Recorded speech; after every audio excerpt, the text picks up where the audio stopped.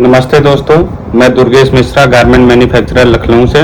उम्मीद करता हूं आप सभी स्वस्थ और प्रसन्न होंगे। दोस्तों, आज मैं मुद्दे पर आता हूं, घुमा फिरा के कोई बात नहीं करूंगा, डायरेक्ट मुद्दे की बात करता हूं। दोस्तों, सबसे पहले आज मेरा जो पॉइंट रहने वाला है कि कपड़े के व्यापार में मार्जिन कितना रहेगा और कितना रखना चाहिए और उसकी गणित कैसे होनी चाहिए। दोस्तों, खाली जैसे मैंने बता दिया कि 50-60% आप रख लो हर एक आइटम पर, तो क्या हर एक आइटम पर 50-60% रखना है?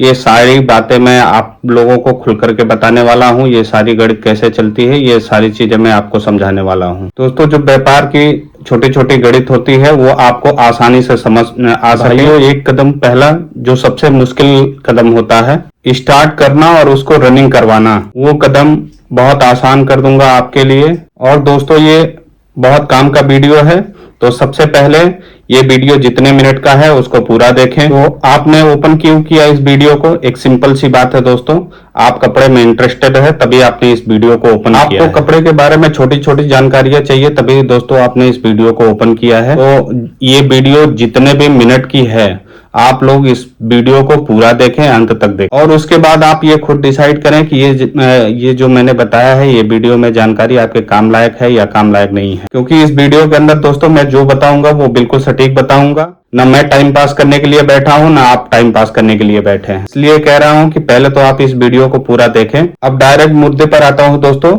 जैसे कि मैं बता दूं आपको कि YouTube के माध्यम से मेरे पास लखनऊ उत्तर प्रदेश को छोड़ करके अदर स्टेट के भी लोग डेली विजिट करते हैं। उनमें से अधिकतर कस्टमर से मिलता हूं, सबसे बात भी करता हूं इस व्यापार के बारे में, क्योंकि वो लोग YouTube देख करके आते हैं। अगर वो YouTube देख कर आ रहे हैं दोस्तों, तो जाहिर सी बात है कि मुझसे कुछ उम्मीद लगा करके आते हैं कि व्यापार में बिल्कुल नए हैं। आप हमें सिखाइए भैया कि व्यापार कैसे करना है, क्या वैरायटी रखें, क्या चीज़ें रखें, कैसे हम उसको अपडेट करें। ये बहुत सारी चीज़ें हमसे पूछते हैं वो, और मेरी जिम्मेदारी भी बनती है दोस्तों कि मैं उनको सारी बातें बताऊं। उनमें से अधिकतर लोग जो सवाल पूछते हैं मुझसे, उनका सबसे पहला सवाल होता है, हमें कितना प्रॉफिट मिल जाएगा, हम एक महीने में कितना कमा लेंगे। तो उस चीज़ का जवाब रियल में मैं भी क्या दूँ दोस्तों, जो आपको बताए कि महीने में 50,000 कमा सकते हैं, लाख रुपए कमा सकते हैं। तो ऐसे सवालों के जवाब मेरे पास नहीं होते हैं दोस्तों, और मैं झूठा सपना नहीं दिखाता आपको। तो वही चीज़ मैं उनको बताता हूँ दोस्तों, जो चीज़ मैं आपको बताने जा रहा हूँ, एकदम सटीक बात बताने जा रहा हूँ, जो बहुत ज़्यादा इम्पोर्टेंट है। अधिकतर लोग यही गलती करते हैं, जिनकी वजह से व्यापार उनका ग्रोथ नहीं हो पाता। अब मार्जिन का सही इस्तेमाल कैसे होता है दोस्तों, वो मैं आपको बताऊंगा कि मार्जिन का सही इस्तेमाल अब कैसे होता है। तो सबसे पहले मैं आप सभी को एक एग्जांपल दे देता हूं दोस्तों। जियो आप सभी यूज़ करते हैं। कितने लोग जियो यूज़ करते हैं? अधिकतर लोग जियो यूज़ करते हैं दोस्तों।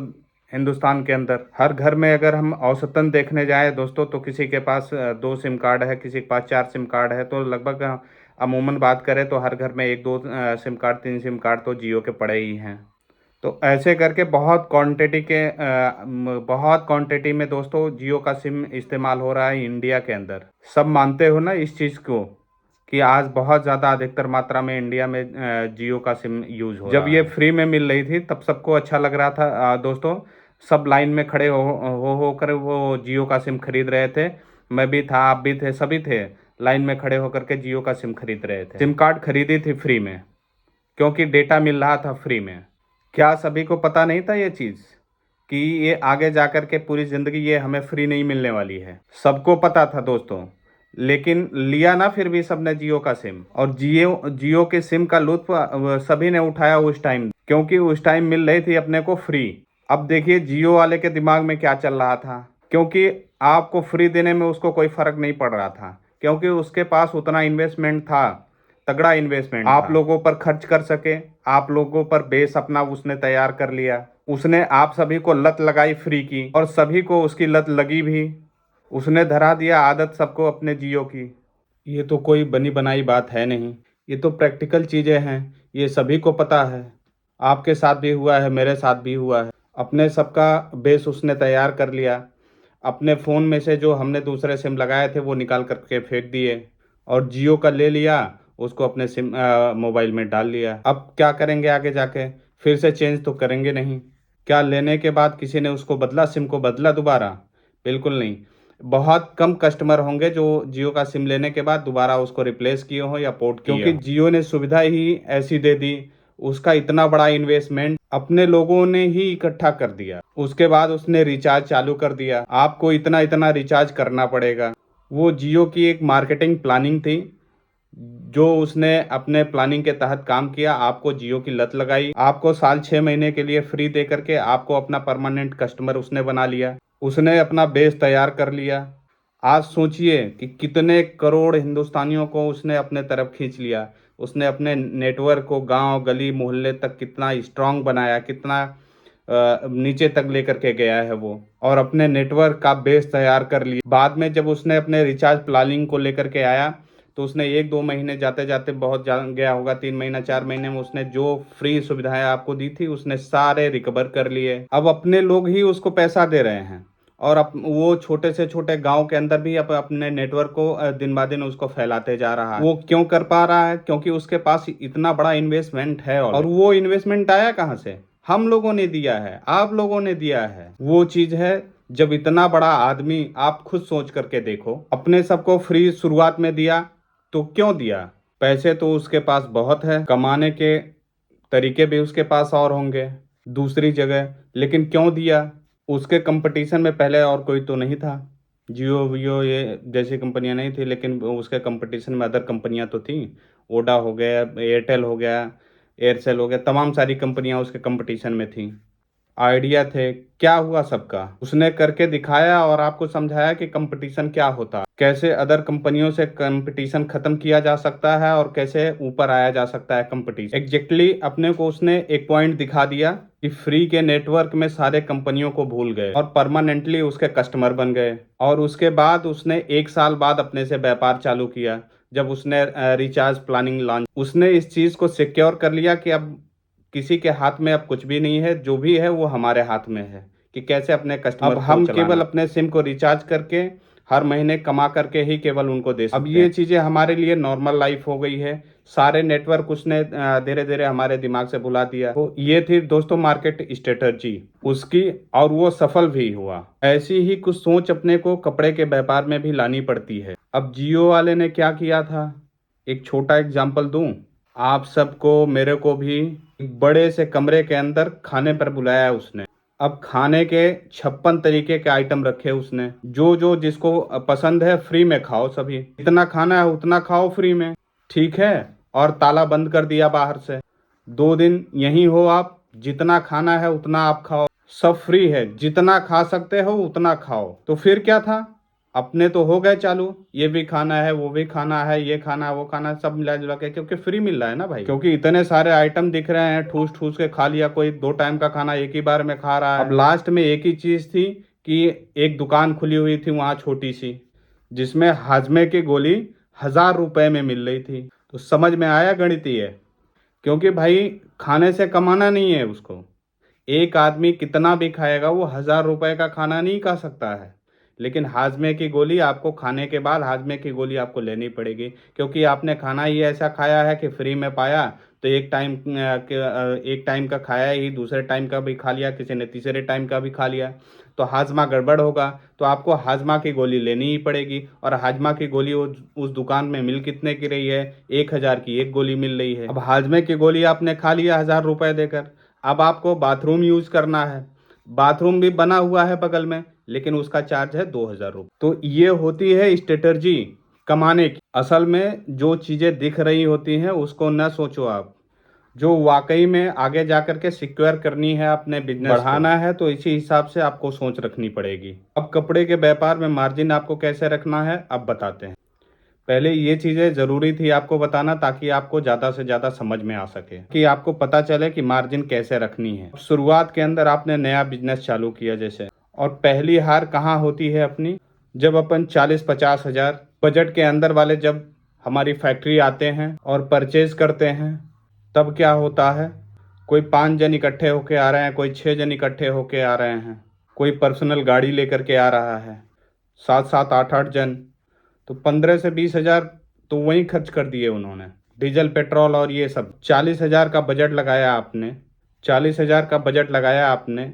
अब 50% का जो मार्जिन मिलना चाहिए आपको, जो आपको मार्जिन मिलनी चाहिए एग्जैक्टली, वो तो आपने यहाँ वेस्ट कर दी। अब क्या करेंगे, उसको सोचेंगे कि 40 आपने इधर लगाया था, 20,000 यहाँ खर्च कर दिया, हो गया सब मिला जुला के 60,000 का माल अपना। अब 60,000 पे अपन 50% लगाएंगे तो अब गया कितना एक्चुअल में, अब उसका मार्जिन 125-150% तक पहुंच गया। अब कौन खरीदेगा भाई आपसे? वो बैठा है आपके पास में, बगल का दुकान वाला, वो 10 रुपए में दे देगा। एक दिन में खेल खत्म हो जाएगा तुम्हारा, कोई नहीं खरीदेगा आपसे। ऐसे मार्जिन नहीं लगाना है। सबसे पहले अपन व्यापार के नज़रिए से अगर फैक्ट्री आ रहे हैं तो ये सोच के आना है कि अपनी ट्रिप ज़्यादा से ज़्यादा कम खर्च में वो कैसे निपटे। माल लेने आए हो, माल लेकर के जाओ, फालतू का घूमना टहलना यहाँ कुछ भी नहीं है। और अपना व्यापार सेट करो। अब मार्जिन के ऊपर, जब शुरुआत में अपन मार्जिन रखते हैं, जब मान लीजिए अपन एक अमाउंट पकड़ के चलते हैं, 1 लाख रुपया स्टार्टिंग में डाला आपने इस बिजनेस में, किसी का 50,000 भी है, किसी का 5 लाख है, किसी का 10 लाख भी है। मैं सिर्फ एक अमाउंट पकड़ कर चलता हूँ, 1 लाख रुपए आपने इस बिजनेस में डाले हैं, तो आपके 60% जो कपड़ा आपके पास है, जो माल आपके पास है, उसी पे कमाई सोचनी है। आप भूल जाइए कि आपने 1 लाख, आप याद रखिए कि मैंने केवल 60,000 ही रुपए इसमें लगाए हैं। बाकी जो 40,000 बचे हैं उससे मुझे पैसे नहीं कमाने हैं। इस 40,000 से मुझे कस्टमर कमाने हैं खाली। ये सबसे महत्वपूर्ण टॉपिक है, इस पे ध्यान देना है ये चीज़ कि 40,000 अमाउंट से सिर्फ और सिर्फ कस्टमर कमाने हैं। भले वो 40,000 का माल 42,000 में बेचना पड़े, लेकिन वो 42,000 में जब आप बेचोगे तो आपका 60,000 का जो माल रखा हुआ है उस पर अपन 50% के जगह 70% भी लगा रखे हैं, तो वो बिल्कुल धड़ल्ले से बिकेगा, कोई रोक नहीं सकता। ये एकदम इम्पोर्टेंट चीज़ है इस बिज़नेस की। ये पूरा वीडियो आपने देखा अभी तक, ये व्यापार से हट करके या अलग कोई बात है। अगर गौर करके सुनोगे ना वापस, अगर इसमें से आपको कुछ भी समझ में ना आया तो एक बार वापस देखना इस वीडियो को आप। जो जियो वाले, जो मैंने शुरुआत में आपको गणित बताया, वो सारी गणित लास्ट में आकर इसी पर रिलेटेड है कि आपका मार्जिन कितना होना चाहिए, क्यों होना चाहिए। उसने फ्री में बांटी थी, वही चीज़, वही थ्योरी आपको मैं लास्ट में लाकर समझा रहा हूँ कि आपने 40% माल दिमाग से निकालने हैं, फ्री में निकाल दो। फ्री मतलब जिस रेट में आया है भले उसी रेट में वो 40% माल आप बेच करके ख़त्म कर दो, और वो 40% जो आप फ्री में यानी उसी रेट पर बेच दिया है, वो आपको इतने कस्टमर कमा के दे देगी कि आप सोच भी नहीं सकते हैं। और वो 60,000 का माल जो बचा हुआ वो आपका एकदम बेहतर मार्जिन में, अच्छे खासे मार्जिन में आपको प्रॉफिट दे करके जाएगा। अब अपने कंपटीशन कंपटीशन कंपटीशन करते हैं। शुरुआत के जो 2 डील, 3 डील, 4 डील, 5 डील होती है ना, तब जा कर के अपने को अच्छी खासी मार्जिन मिलने लगती है। और मार्जिन तब अपने को अच्छी खासी मिलती है जब आपका व्यापार पूरी तरह से स्टैंड हो चुका होता है। अगर मार्जिन लायक अपन अपने व्यापार को स्टैंड ही नहीं किए हैं तो कौन मार्जिन देगा भाई? जियो वाले ने क्या किया, यही तो किया कि भाई मार्जिन कब मिलेगा। उसने सब्र रखा, 1 साल उसने फ्री दिया आप सभी को, और उसके दिमाग में ये सारी चीज़ें थी कि मार्जिन आज नहीं मिल रहा है लेकिन 1 साल बाद ये बढ़िया भरपूर मार्जिन देगा हमें, क्योंकि उसने सोच लिया था कि मैं 1 साल के लिए फ्री दे रहा हूँ, 1 साल बाद जैसे ही मैं रिचार्ज प्लान लेकर के आऊँगा तो मेरा बिजनेस बिल्कुल बूम कर जाएगा और ये प्लान धुआंधार चलेगा मार्केट में मेरा बिजनेस। और वही चीज़ मैं आपको सिखा रहा हूँ कि मार्जिन बाद में मिलेगा, पहले मार्जिन लायक अपने व्यापार को स्टैंड करो। क्योंकि मार्जिन का बेस बनाना, आधार बनाना बहुत ज़रूरी है, ताकि लोग आपके पास आएँ। जब लोग आपके पास आएंगे तभी मार्जिन मिलेगा, क्योंकि जब कोई आएगा ही नहीं तो आपको मार्जिन कहाँ से मिलेगा? जब लोग आएंगे तभी तो आपको मार्जिन मिलेगा।